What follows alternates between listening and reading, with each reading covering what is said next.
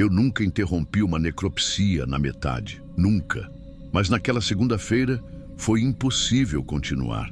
Cheguei cedo no IML, como sempre. O prédio ainda estava meio silencioso, só o som das câmaras frias lá no fundo e um cheiro forte de desinfetante que nunca sai. Segunda costuma ser dia cheio, porque acumulam casos do fim de semana. Fui direto até a área de necropsia. As mesas de inox já estavam limpas, lâmpadas fluorescentes acesas e o ruído constante do exaustor no teto. Peguei minhas luvas, máscara e conferi na tela do sistema qual seria o primeiro corpo do dia. Era de uma menina de 12 anos. Registro de entrada feito pelo SAMU. A causa inicial, de acordo com o atendimento, era parada cardiorrespiratória súbita na escola. Nenhuma anotação de trauma, nenhum histórico de doença grave. O campo de cirurgias prévias estava em branco. Abri a câmara fria e puxei a maca de dentro. O corpo estava embalado no saco padrão. Conferi a etiqueta. Nome, idade, número de registro. Tudo batia. Coloquei a maca ao lado da mesa e comecei o protocolo. Peso, altura, fotografias externas, observação geral. Nada chamava atenção. Pele limpa, sem cortes, sem manchas estranhas. Parecia mesmo um caso simples. Peguei o bisturi para iniciar o corte em IS. O som da lâmina passando pelo tecido é algo a que a gente se acostuma com o tempo. Mas logo na primeira abertura, veio a primeira estranheza. O coração não estava onde deveria, pelo menos não na posição exata. Ele parecia levemente deslocado e o tamanho, aquilo não batia. Era grande demais para uma criança daquela idade. Olhei mais de perto. Havia cicatrizes internas, como as que ficam depois de uma cirurgia cardíaca. Mas não havia nenhuma marca externa que indicasse a abertura do tórax. E no histórico, nada sobre cirurgia. Parei um instante. Olhei para o relógio. Respirei fundo. Continuei a abertura para a cavidade abdominal. E aí o incômodo aumentou. O fígado tinha marcas de sutura, costuras internas, bem antigas, mas feitas por mão profissional. Só que o tecido cicatricial não parecia de uma criança. Pela textura e coloração, era de um órgão mais velho, muito mais velho. Encostei o bisturi, tirei a pinça e fui até o computador. Consultei de novo o prontuário. Nenhum registro de transplante, nenhuma internação prolongada. Voltei para a mesa com a cabeça cheia de perguntas. Foi quando vi. Bem no fundo da cavidade, entre as costelas e o diafragma, tinha um objeto. A primeira coisa que pensei foi que podia ser algum tipo de grampo cirúrgico antigo. Mas, quando puxei com a pinça, percebi que não era nada que eu já tivesse visto em anos de trabalho ali. Era um tubo curto, de metal gasto com um brilho opaco, levemente amassado e com pequenos pontos de ferrugem. Não tinha formato de implante moderno, nem de peça usada em cirurgia. O toque era frio mesmo com as luvas, e o peso parecia um pouco maior do que deveria para algo tão pequeno. Eu fiquei segurando aquilo por alguns segundos, tentando entender. A posição dele não fazia sentido. Não estava preso a nenhum órgão. Parecia colocado ali, de propósito, e não tinha nenhuma lógica médica para aquilo estar dentro do corpo de uma criança. Coloquei o tubo sobre a bandeja de aço e fiquei olhando para a menina. O silêncio da sala pareceu aumentar. O som do exaustor no teto sumiu da minha atenção. Por instinto, conferi se havia algum outro objeto. Passei a mão, com a luva, por dentro da cavidade abdominal. Nada além do que já deveria estar ali. Voltei o olhar para o coração. A cicatriz interna que eu tinha visto antes não era recente, mas também não era tão antiga a ponto de desaparecer. Era como se tivessem feito a cirurgia e escondido qualquer prova dela. Isso me incomodou mais do que o próprio tubo. Fechei a bandeja, fui até o computador de novo e digitei no campo de busca qualquer registro daquela menina nos últimos 10 anos. Nada. Era como se ela nunca tivesse sido internada, e eu sabia que isso não era possível. Transplantes e cirurgias cardíacas deixam um rastro enorme de documentação. Não existe a possibilidade de alguém passar por um procedimento assim sem registro. A partir daí, a minha cabeça já estava em outro lugar. Eu não estava mais diante de um caso de morte súbita. Eu estava diante de um corpo que não correspondia à história que veio junto dele. Olhei para o relógio, anotei o horário, afastei a bandeja com o tubo, deixei sobre a mesa auxiliar e desliguei o gravador de áudio da necropsia. Não era o tipo de coisa que eu podia continuar mexendo sozinho. Segui o protocolo, tranquei a sala por dentro. Marquei todos os instrumentos usados para que ninguém mexesse antes da perícia. Anotei cada passo até aquele momento. Liguei direto para o setor de investigações da Polícia Civil. Usei a linha interna que conecta o IML à delegacia. Falei pouco, só disse que precisava de equipe no local imediatamente, que era um caso incompatível com os dados recebidos e que a sala estava preservada.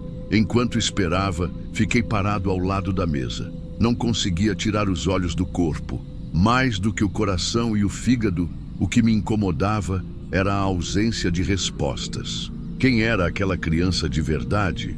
A equipe chegou em menos de 20 minutos, 2 investigadores e um perito fotográfico.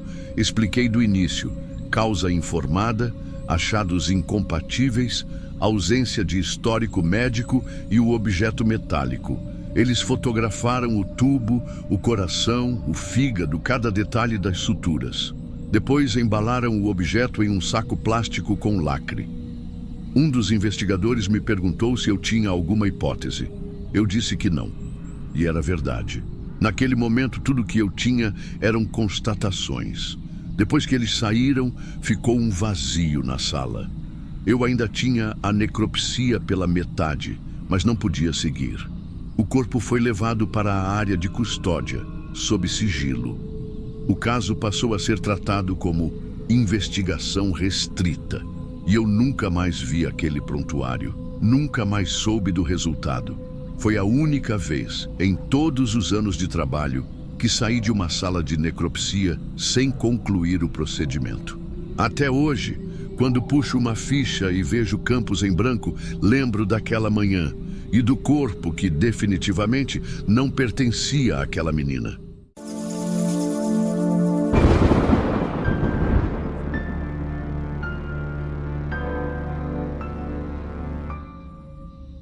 Eu estava na UTI desde as 7 da noite. Era uma daquelas madrugadas em que a gente acha que vai ser tranquila, porque todos os pacientes estavam estáveis e não tinha previsão de chegada de casos novos. O leito 12 era um dos mais calmos. Um homem de 50 e poucos anos, sedado e entubado, quadro estável havia horas, monitor limpo, parâmetros dentro da normalidade. Às 2h17 da manhã, enquanto eu atualizava o prontuário eletrônico de outro paciente, ouvi o bip irregular do monitor do leito 12. Não era alarme alto, daqueles que chamam todo mundo correndo.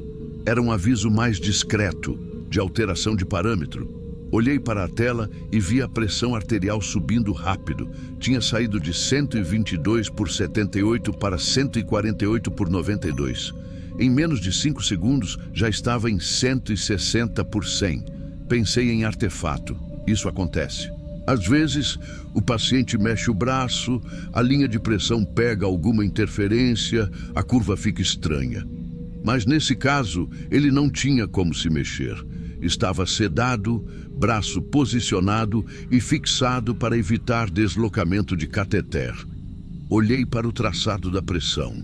Estava limpo, sem aquelas oscilações que denunciam mau posicionamento. Enquanto eu observava, a pressão continuou subindo. 176/111, 192/26. E o mais estranho, ao mesmo tempo a frequência cardíaca, que estava estável em 78 batimentos, começou a subir junto. O monitor mostrava 92, depois 110, depois 128, com um traçado de eletrocardiograma perfeitamente regular. Nada de arritmia, nenhuma alteração visível no padrão. Chamei a enfermeira para recalibrar o transdutor de pressão. Ela fez todo o processo, zerou o equipamento, reposicionou o braço, conferiu as conexões. Nada mudou. Pedi então que pegasse o aparelho manual para medir a pressão. Enquanto ela preparava, notei outra coisa. A saturação de oxigênio, que estava em 96%, começou a subir também. 98, 100, com curva de oximetria perfeita, sem qualquer sinal de que fosse erro de leitura. Ela mediu manualmente. O valor que apareceu me deixou sem reação por um segundo. 198 por 130.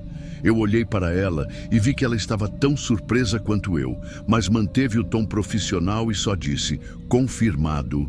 Peguei o oxímetro portátil e medi a saturação em outro dedo, para descartar falha do fixo. Resultado, 100%. Traçado limpo, sem artefatos.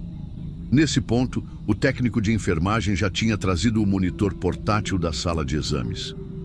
Ligamos o paciente nele, completamente independente do sistema principal da UTI. Mesmos valores: pressão alta demais, frequência cardíaca subindo, saturação no máximo, tudo acontecendo ao mesmo tempo e sem motivo aparente. E o mais estranho, clinicamente nada mudava. Pele corada, ventilador mecânico, entregando volume normal, sem alteração de resistência, pupilas do mesmo tamanho, sem sudorese, sem espasmo. Pensei em algum tipo de reação à droga, mas a infusão estava inalterada desde o início do plantão.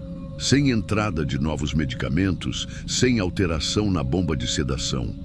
Também descartei febre, porque a temperatura estava igual à última aferição. 36,6. Às 2h22, a pressão passou de 210 por 138. A frequência cardíaca bateu 146. Saturação continuava em 100%. Não havia explicação fisiológica para essa combinação. Normalmente, pressão tão alta com frequência cardíaca elevada e saturação no teto indicaria uma descarga adrenérgica intensa. Mas isso viria acompanhado de outros sinais: sudorese, agitação, alteração pupilar. Nada disso estava presente. Enquanto o técnico confirmava os cabos e as conexões pela terceira vez, pedi para puxarem os dados históricos do monitor desde meia-noite. A curva estava perfeita até aquele momento, sem nenhuma oscilação suspeita. Tudo começou de forma abrupta e, pior, estava se mantendo. A equipe manteve a calma, mas era impossível não sentir a tensão. O protocolo dizia para intervir em pressões tão altas, mas sem saber a causa. E com todos os equipamentos confirmando os mesmos valores, qualquer intervenção poderia ser arriscada. Decidimos continuar monitorando de perto, prontos para agir se houvesse repercussão clínica imediata. Às 2h26, o traçado da pressão arterial começou a ganhar amplitudes maiores, como se cada batida tivesse mais força do que a anterior. O eletrocardiograma permanecia regular, mas as ondas estavam mais altas que o normal. O monitor portátil mostrava exatamente a mesma coisa, e o manual também confirmava a pressão, agora em 224 por 142. A essa altura, tínhamos 3 dispositivos diferentes medindo o mesmo, e nenhum deles apresentava falha. Isso praticamente descartava erro técnico. A enfermeira olhou para mim e disse que nunca tinha visto nada igual, mas manteve o foco no que estava fazendo. Anotava cada valor no registro de sinais vitais em intervalos de 1 minuto. A situação estava completamente fora dos padrões e não parava. Nenhum medicamento que pudesse provocar aquilo estava sendo administrado. Nenhum evento clínico justificava. Era como se o corpo estivesse reagindo a algo invisível, sem dar qualquer pista física além dos números nos monitores. Fiquei junto ao leito, observando cada detalhe: pele, ventilação, perfusão capilar, temperatura das extremidades, tudo normal. Apenas os números subindo, sincronizados, como se estivessem conectados por uma lógica própria, alheia à fisiologia. Às 2h30, a pressão chegou a 236 por 150, frequência cardíaca em 162 batimentos por minuto. Saturação em 100% sem oscilação. O traçado dos monitores, tanto fixos quanto portáteis, estava absolutamente limpo. Não havia nada que justificasse interferência. Foi quando percebi que não estávamos diante de um episódio breve. Aquilo já durava mais de 10 minutos, o que, em condições normais, causaria algum tipo de descompensação visível, mas não havia nada. Era como se estivéssemos olhando para dois mundos diferentes. O mundo dos aparelhos, mostrando números absurdos, e o mundo real, onde o paciente parecia igual ao início do plantão. E foi nesse ponto que comecei a perceber que a linha entre os dois mundos estava ficando cada vez mais fina. Às 2h32, percebi que o padrão estava começando a mudar. Não era uma melhora, mas uma intensificação. A pressão bateu 242 por 154. A frequência cardíaca passou de 170 batimentos por minuto. A saturação seguia fixa em 100%, sem oscilações mínimas que normalmente aparecem até em leituras normais. Era como se todos os parâmetros estivessem presos no limite, subindo de forma coordenada. O técnico voltou a sugerir que verificássemos a linha arterial mais uma vez. Retiramos e reposicionamos, trocamos o ponto de fixação, conferimos o transdutor. O traçado continuava perfeito, sem artefatos, sem ruído, sem anomalias de leitura. No portátil, no manual, no fixo da UTI, tudo igual. Às 2h35, a curva da pressão começou a apresentar picos mais abruptos. O eletrocardiograma ainda estava regular, mas com amplitude exagerada, como se cada batimento tivesse força além do normal. O paciente, entretanto, continuava imóvel, pele corada, temperatura de extremidades preservada. Não havia suor, não havia rigidez, não havia qualquer sinal externo compatível com os números que estávamos vendo. Eu estava com a prancheta apoiada na borda da cama, anotando os valores minuto a minuto, quando vi a frequência subir para 182. A pressão bateu 250 por 160. Isso, em qualquer paciente consciente, causaria cefaleia intensa, desconforto respiratório, agitação. Mas ali, nada. Apenas os sons do ventilador e o bip constante. Comecei a considerar iniciar drogas para baixar a pressão, mas o raciocínio era o mesmo. Agir sobre números que não conseguimos explicar poderia piorar o quadro. Mesmo assim, pedi que deixassem os antihipertensivos preparados. Às 2h38, vi algo que não fazia sentido nenhum. A pressão subiu para 260 por 166. A frequência, 188. A saturação, incrivelmente, passou de 100% para 102%. Parei. Isso não é fisiológico. Saturação não passa de 100% em medição normal, a não ser por erro de leitura ou calibração. Mas tínhamos 3 aparelhos mostrando o mesmo valor. Não havia como justificar. A equipe estava em silêncio, não porque estava assustada, mas porque cada um estava concentrado no que fazia. A enfermeira mantinha o olhar no paciente e no registro. O técnico conferia as conexões. Eu revisava mentalmente tudo o que poderia causar aquilo. Nada se encaixava. Às 2h40, a curva da pressão se achatou abruptamente. Foi como ver uma corda esticada romper de repente. O número caiu de 260 por 166 para 80 por 40 em menos de 2 segundos. O traçado do eletrocardiograma perdeu amplitude, depois perdeu regularidade. Procurei pulso radial, ausente. Carótida, ausente. Monitor, linha reta. Parada, anunciei. E começamos imediatamente a reanimação. O técnico subiu o fluxo de oxigênio, a enfermeira iniciou as compressões, eu preparei a primeira dose de adrenalina. O relógio marcava 2h41.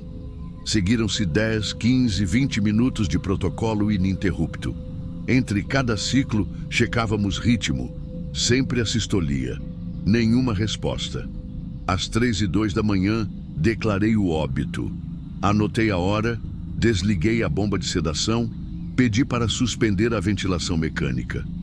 Nesse momento, notei algo que me fez parar por alguns segundos. Os monitores, todos eles, o fixo da UTI, o portátil, o manual eletrônico, estavam exibindo exatamente os mesmos valores de antes de tudo começar. Pressão, 122/78. Frequência, 78 batimentos por minuto. Saturação, 96%. Traçado limpo, sem ruído, como se os últimos 45 minutos não tivessem existido. Não havia registro de falha no sistema. Puxamos o histórico no servidor. Todos os valores anormais estavam lá, registrados minuto a minuto, com hora e data. Não eram um apagão de memória do equipamento. Os dados estavam gravados e assinados digitalmente pelo próprio sistema. Enquanto o corpo era preparado para o transporte, revisei todo o prontuário. Nenhuma medicação nova, nenhum procedimento, nenhuma alteração que pudesse ter provocado aquela sequência. Os equipamentos passaram pelo autoteste logo depois e todos foram liberados sem anomalias. O caso foi registrado como parada cardiorrespiratória, sem intercorrências prévias relevantes. E foi isso que ficou no papel. No registro oficial é apenas mais um óbito em UTI, mas eu estava lá e vi cada número subir, se manter e depois despencar de um jeito que não encaixa em nenhum padrão fisiológico que eu conheça.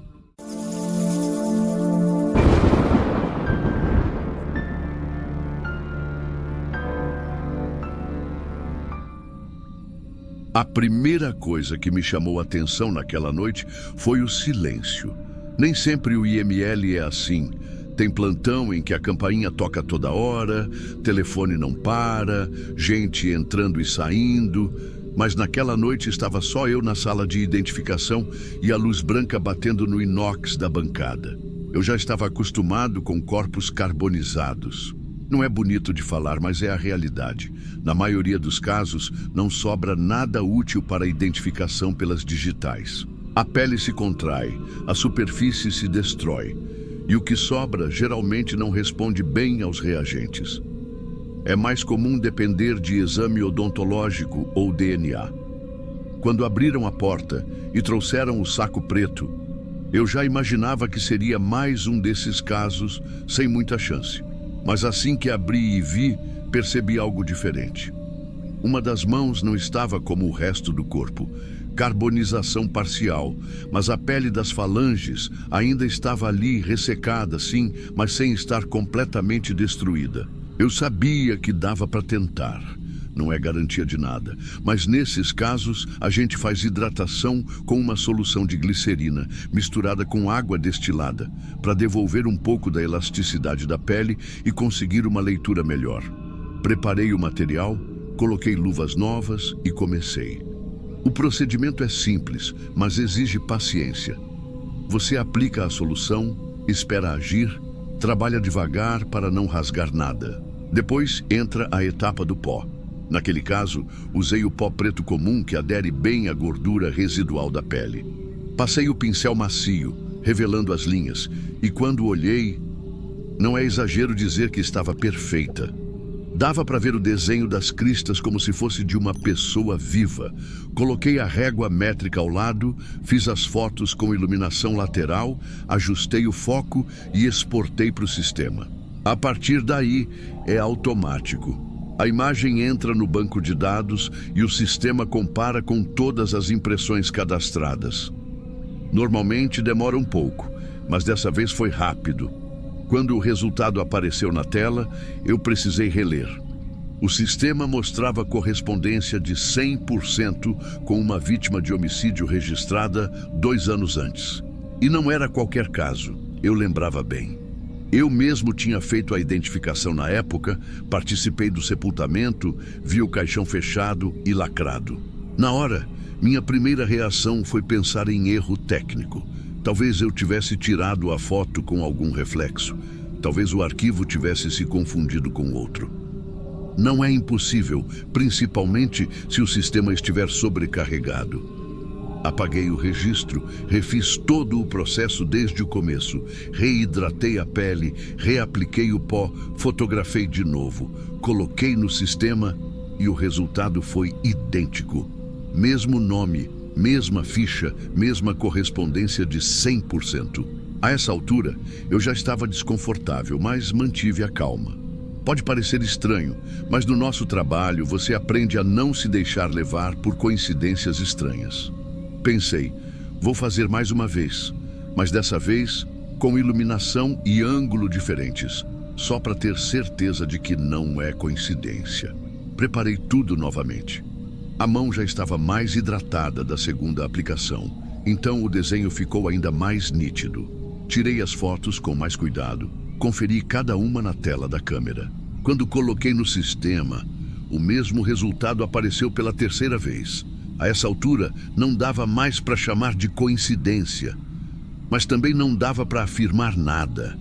É aí que entra o peso do trabalho. A gente só registra o que pode provar. Resolvi então acessar o registro original dessa vítima, o de 2 anos atrás. Minha ideia era abrir as fotos da época, colocar lado a lado e confirmar se o sistema estava certo. Entrei na ficha, procurei pelos anexos fotográficos e não tinha nada, nenhuma imagem, só o número da digital e as informações básicas do laudo. Fiquei olhando para a tela, tentando lembrar se naquele ano teve alguma migração de sistema ou perda de arquivos. Já tinha acontecido antes, arquivos sumirem por falha na base de dados. Mas mesmo assim, era estranho que justamente as fotos dessa vítima não estivessem mais lá. Continuei clicando nas abas, abrindo pastas, tentando achar alguma coisa. Nada. Só o texto do registro e a confirmação de que o corpo havia sido identificado e sepultado. Atrás de mim, na bancada, o corpo novo permanecia com a mão exposta, o pó ainda cobrindo as linhas perfeitas da digital. A sala estava completamente silenciosa. Só o barulho baixo do ar-condicionado. Eu sabia que se eu registrasse aquilo oficialmente, a primeira reação ia ser questionar meu procedimento. Então fechei o sistema, limpei as mãos na pia e fiquei ali parado, olhando para o corpo, tentando decidir se insistia ou se encerrava. Foi nessa pausa que percebi que estava sozinho de verdade. Nenhum barulho no corredor, nenhum colega de plantão. Só eu, a mão na bancada e um registro impossível gravado 3 vezes na tela do computador. Eu respirei fundo, voltei para o computador e pensei, talvez eu consiga achar alguma coisa nos arquivos físicos. Nem tudo no IML é digital. Muita coisa, principalmente de anos atrás, ainda tem cópia em papel arquivada. Fui até o armário de aço, peguei a pasta da letra correspondente e comecei a procurar pelo nome que o sistema tinha me dado. Nada.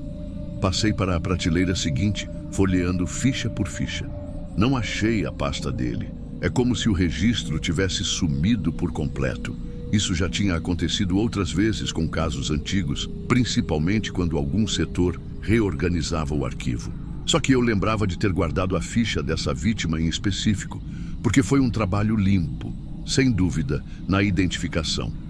Não era um daqueles casos confusos. Voltei para a bancada. A mão estava começando a ressecar de novo, mas as linhas ainda estavam perfeitas. Pensei em tirar mais fotos e guardar por conta própria, mas descartei a ideia na mesma hora. Qualquer registro fora do sistema pode dar problema, e não tem explicação oficial para isso. Decidi então abrir outra tela do sistema e fazer uma pesquisa geral, mas sem usar a digital. Coloquei só o nome, como se estivesse procurando por uma consulta normal. O banco de dados trouxe apenas o laudo resumido, com a data do óbito, causa e local. Nada de imagens, nada de anexos. Era como se nos 2 anos que se passaram, alguém tivesse apagado todas as provas visuais. Eu podia parar por ali, entregar o caso como não identificado e pronto. Mas não é assim que a gente trabalha. Peguei a câmera mais uma vez e refiz a fotografia da digital, dessa vez com fundo neutro, para não deixar dúvida no contraste. Coloquei no sistema e confirmei o envio. O resultado veio tão rápido quanto das outras vezes. Mesma correspondência, mesma porcentagem, mesmo nome. Foi aí que comecei a considerar que não era um erro do sistema, porque erro, normalmente, é instável. Ele não repete exatamente o mesmo padrão 3, 4 vezes seguidas. O relógio na parede marcava quase 2 da manhã. A sala estava fria. O ar-condicionado fazia aquele ruído baixo e constante. Do corredor não vinha nenhum som. Olhei de novo para o corpo. Nada nele, além daquela mão, se destacava. O resto estava exatamente como se espera de uma vítima de incêndio. Peguei o pano, limpei o pó e guardei o material. No laudo, anotei apenas que a tentativa de identificação foi inconclusiva. Era a única forma de encerrar o caso sem abrir um relatório que não teria respaldo nenhum. Antes de fechar o saco e chamar o transporte, fiquei alguns segundos parado, olhando para a mão já opaca, sem brilho, como se tudo aquilo tivesse voltado a ser só pele morta. Mas na minha cabeça, o que estava na tela ainda estava ali, grudado naquelas linhas. Apaguei a tela e fiquei olhando para a bancada, tentando decidir se o erro era do sistema ou meu.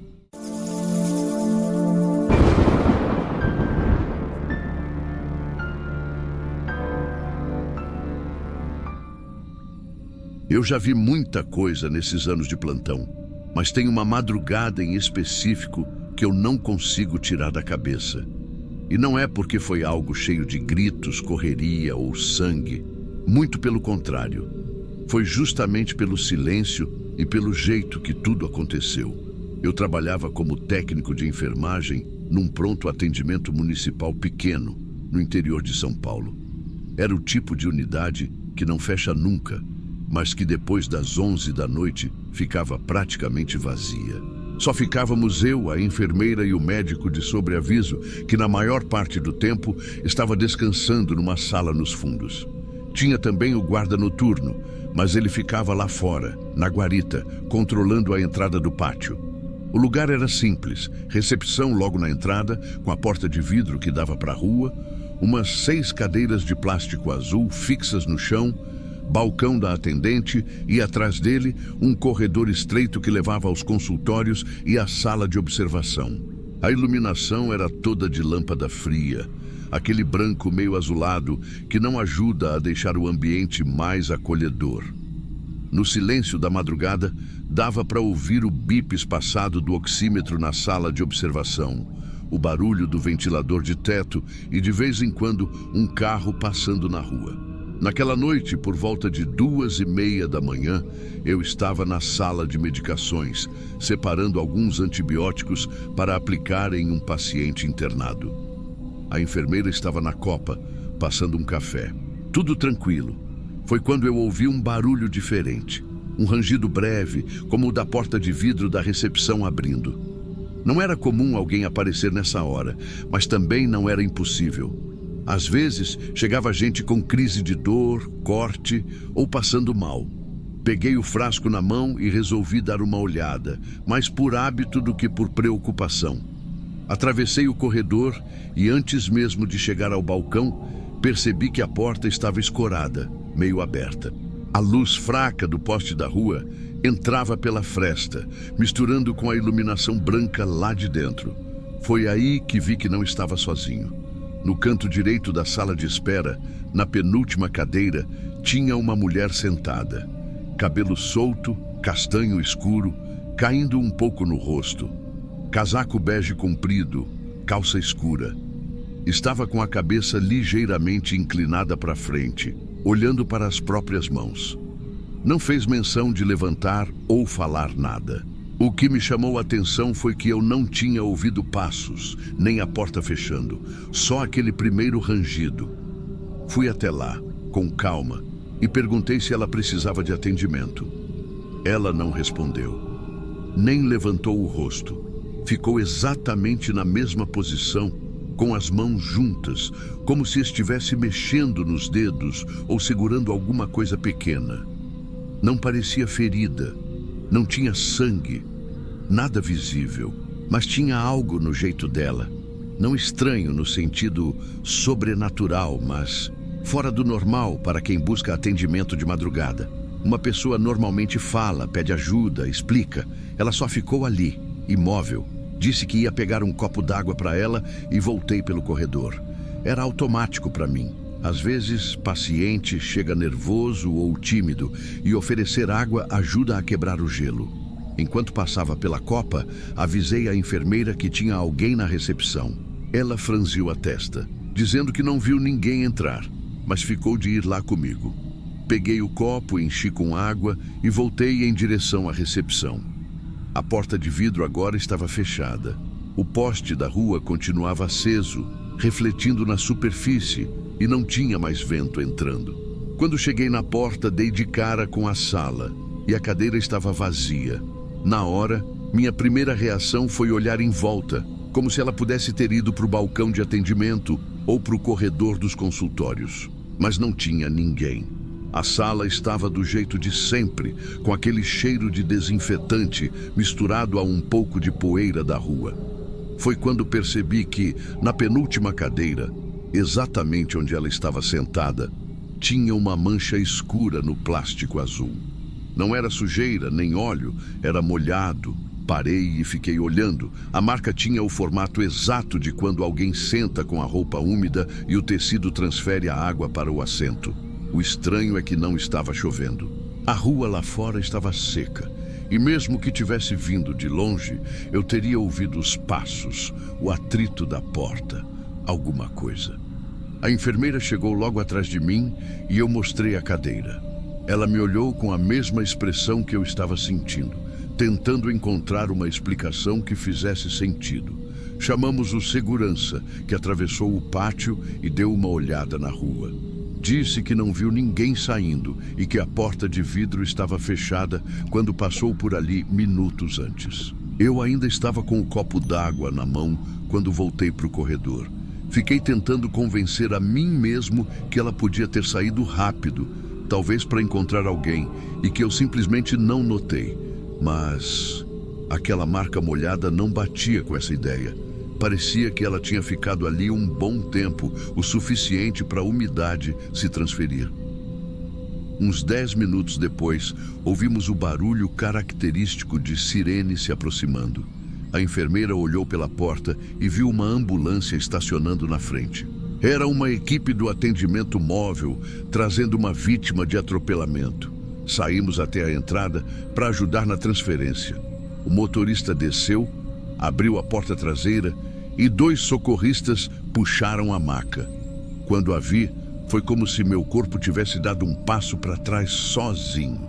Casaco bege, cabelo solto caindo no rosto, calça escura. Era a mesma mulher. Não havia nenhuma possibilidade de eu estar confundindo. Eu tinha passado bons segundos observando ela sentada, imóvel, naquelas cadeiras. E agora ela estava deitada, inconsciente, com um corte no supercílio e um dos pés descalço. Enquanto ajudava a levar a maca para a sala de emergência, ouvi um dos socorristas comentando que o acidente tinha sido ali perto, uns 4 ou 5 quarteirões. A ocorrência tinha chegado para eles por volta de 2h30. Fiz a conta mental. Era exatamente o horário em que eu tinha visto a mulher sentada na recepção. Ou seja, no momento em que ela estava ali, ela também estava na rua, sendo socorrida. Não falei nada. A gente se ocupou com os procedimentos, limpou o ferimento, aplicou medicação, o médico de sobreaviso assumiu e a enfermeira ficou registrando os dados. No resto do plantão, cada vez que eu passava pela recepção, evitava olhar para as cadeiras. Não queria mais ver nada ali.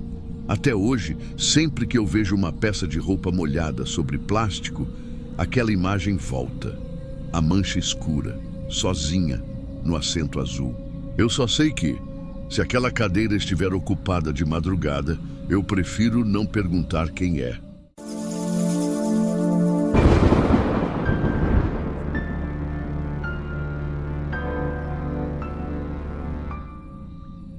Eu já trabalhei em plantões noturnos que pareciam longos demais, mas tem um em específico que eu não esqueço. Era uma noite de quinta-feira. Eu tinha entrado às 7h30, já sabendo que não ia ter folga nenhuma porque o dia tinha sido movimentado. Às 9h, eu estava sozinho na sala de necropsia, terminando o exame de um corpo em estado avançado de decomposição. Era uma necropsia judicial e eu precisava extrair amostras que seriam usadas num inquérito importante. Isso significa que cada corte, cada coleta, precisava ser feita com cuidado, porque se eu comprometesse qualquer tecido, podia colocar o caso inteiro a perder. A sala estava como sempre à noite, fria, silenciosa, só o zumbido constante da ventilação mecânica e o barulho do meu próprio trabalho. Temperatura controlada em 14 graus, iluminação fluorescente bem distribuída, bancada limpa, instrumentos alinhados, bisturi, pinças, tesouras cirúrgicas, serra oscilante e encostada. O cheiro já estava forte por causa do estado do corpo, mas era aquele odor com o qual a gente aprende a lidar depois de anos no IML. Por volta das 10h10, a porta abriu e um dos auxiliares entrou. Ele disse rápido que tinha um problema na câmara fria principal.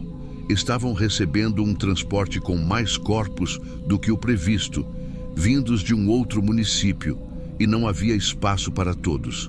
O jeito seria deixar alguns na minha sala temporariamente, até organizarem o restante do armazenamento. Não era o ideal, mas era o que dava para fazer. Ele trouxe 2 sacos de transporte grandes, deitados em macas metálicas, e encostou no canto oposto ao que eu estava.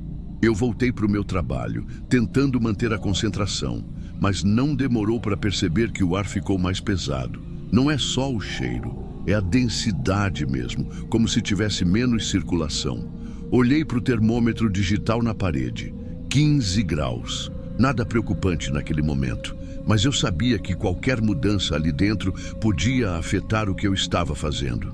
Continuei a dissecação e coleta de material, controlando o tempo mentalmente. A cada 5 minutos, eu dava uma olhada rápida no termômetro. 15,5. 10 minutos depois, 16. O som da ventilação também começou a mudar. Era quase imperceptível. Mas depois de anos ouvindo aquele ruído de fundo, você sabe quando está mais fraco.